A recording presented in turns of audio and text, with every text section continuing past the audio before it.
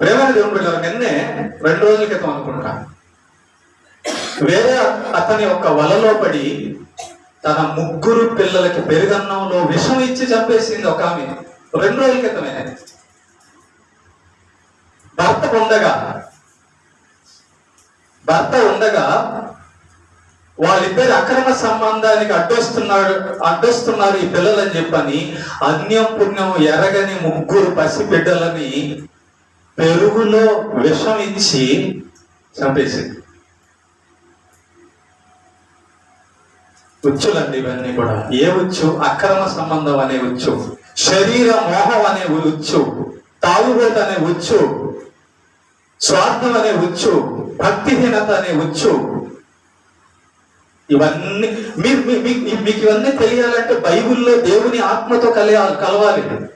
వాక్యం మనకు అర్థం కావాలి. అందుకే నేను ఇందాక అన్నాను, దేవునితో మనకి సంబంధం ఏర్పడితే కానీ, దేవుడితో మనం స్నేహం చేస్తేనే కానీ ఆ బయట ఉన్న ఉచ్చులన్నీ మీకు కనబడవు. తాగుబోతుడికి అది రుచిగా కనబడుతుందా? ఆహా, కనబడదు. వ్యభిచారికి అది రుచిగా కనబడుతుందా? కనబడదు. దొంగకి అది రుచిగా కనబడుతుందా? కనబడదు. మోసగాళ్ళకి అది రుచిగా కనబడుతుందా? కనబడదు. రాజకీయ నాయకులు ప్రజల్ని మోసం చేస్తున్నారు, అది రుచిగా కనబడుతుందా? కనబడదు. పోలీసులు అన్యాయపు తీర్పులు తీరుస్తున్నారు, అది రుచిగా కనబడుతుందా? కనబడదు.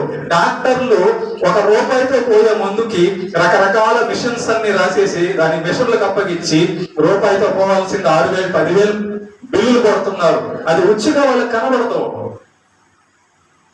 జడ్జీలు లంచం తీసుకొని అన్యాయపు తీర్పులు తీస్తున్నారు, అది వాళ్ళకి ఉచ్చుగా కనబడదు. ఇదంతా కూడా ఉచ్చులో పడిపోవడమే. ప్రేమల దేవుని బిడ్డలారా, కాబట్టి వేటగాడు ఉన్నాడు భూమి మీద. మనం వేటగాడి నుంచి తప్పించుకోవాలి. ఓకే, ఈ లోకంలో వేటగాడు ఉన్నాడు. వాడు ఎక్కడ ఉన్నాడు? ఎండిపోయిన చెట్టు మీద, సమాధుల్లో, తెల్ల చీర కట్టుకొని, ఎటుకులు ఏర్పూసుకొని అని మీకు చెప్పాడు. అని అక్కడ నేను ఉంటానని మీకు చెప్పాడు. కానీ వాడు మనుషుల లోపలే ఉన్నాడు. 3 బిడ్డలకి విషం ఇచ్చి చంపింది అంటే సాతాను ఎక్కడున్నాడు? ఆవిలోనే ఉన్నాడు. లోపల దాంకొని ఉన్నాడు. వాడు ఆ లోపల దాంకున్నాడు కాబట్టి కన్న బిడ్డలకి విషం ఇచ్చి చెప్పింది ఆమె. వాడు లోపల దాంకో ఉన్నాడు కాబట్టి సొంత భర్తకు మోసం చేసింది ఆమె. వాడు లోపల దాంకోడు ఉన్నాడు కాబట్టి తరాయి పురుషుడితో తప్పు నేరం చేయడానికి ఇష్టపడింది ఆమె. వచ్చు.